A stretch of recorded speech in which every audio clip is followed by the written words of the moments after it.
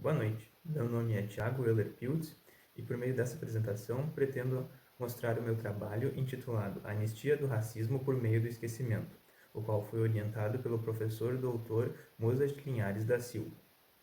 A título de introdução, gostaria de dizer que o racismo opera na realidade brasileira, aprofundando a desigualdade e causando muitas violências. O intuito desse trabalho é mostrar como o crime de racismo é continuamente anistiado, não julgado e sequer exposto por meio do dispositivo biopolítico do esquecimento. Usando a perspectiva Foucaultiana, gostaria de entender como as narrativas são operadas e, por meio do esquecimento, algumas lacunas são criadas, jogando a comunidade negra em um limbo, onde seus corpos são inelutáveis. O objetivo geral desse trabalho, então, é entender como se dá a relação entre as narrativas e o esquecimento no contexto das desigualdades raciais e do racismo no Brasil. O problema de pesquisa é o seguinte: como a produção do esquecimento implica na narrativa histórica e possibilita a anistia do racismo no cotidiano. Falando então um pouco sobre metodologia. Essa pesquisa se apoiou em vários artigos disponibilizados de forma online, mas também teve forte ancoragem teórica, utilizando autores como Maurice Hobsbawm e Charles de Goff para pensar memória e principalmente Michel Foucault para entender como essas operações se davam na realidade. Minhas fontes primárias foram edições de jornais disponíveis na hemeroteca digital, que me permitiram rever muitos dos conceitos e ideias sobre a temática ao longo do tempo e como elas foram se modificando, ou seja, sendo alteradas. Trago agora alguns dos principais conceitos que norteiam essa pesquisa. O esquecimento pode ser pensado como o cimento de uma parede, cujas lembranças são os tijolos. A parede não se sustenta sem o cimento, tal qual a memória e o discurso não se sustenta sem as lacunas. Outro dos conceitos principais dessa pesquisa é a anistia. A anistia é um estado de graça, a qual o sujeito que comete um crime acaba não sendo julgado, sequer tem seu crime exposto ou analisado pela sociedade. Um dos pilares fundamentais para essa pesquisa foram as fontes primárias, que, como eu já comentei, foram encontradas na hemeroteca digital. Trago aqui um exemplo.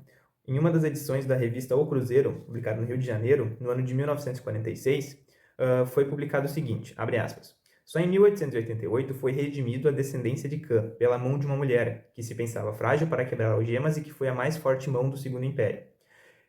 Fecha aspas. Nesse exemplo, a gente tem muito claro que a princesa Isabel, a princesa branca, trouxe muito mais a acrescentar no momento da Lei Áurea do que, por exemplo, os movimentos abolicionistas, muitos deles liderados por pessoas negras. Ou seja, o movimento negro, toda a sua vontade de encontrar a libertação foi muitas vezes jogadas ao ostracismo, levadas ao esquecimento, e isso reverbera até os dias de hoje. Pensar que a comunidade negra foi libertada por uma mão redentora branca é muito significativo para a gente pensar as consequências desse fenômeno até hoje, que foi reescrito diversas vezes e teve seu discurso alterado ao longo do tempo. Para pensar, então, algumas dessas consequências que eu comentei, que acontecem até os dias de hoje por causa da alteração do discurso ao longo do tempo, temos aqui um gráfico que eu adaptei do Atlas da Violência, publicado em 2024. Aqui temos a taxa de homicídio registrados de negros e não negros por 100 mil habitantes, em um comparativo de 2019 e 2022. Claramente, a gente consegue enxergar que as pessoas negras acabam sofrendo muito mais violência e sendo mortas no Brasil. Bom, então pensando tanto os dados atuais quanto as minhas referências históricas, as minhas fontes primárias, o que a gente pode discutir e pensar em um âmbito mais teórico?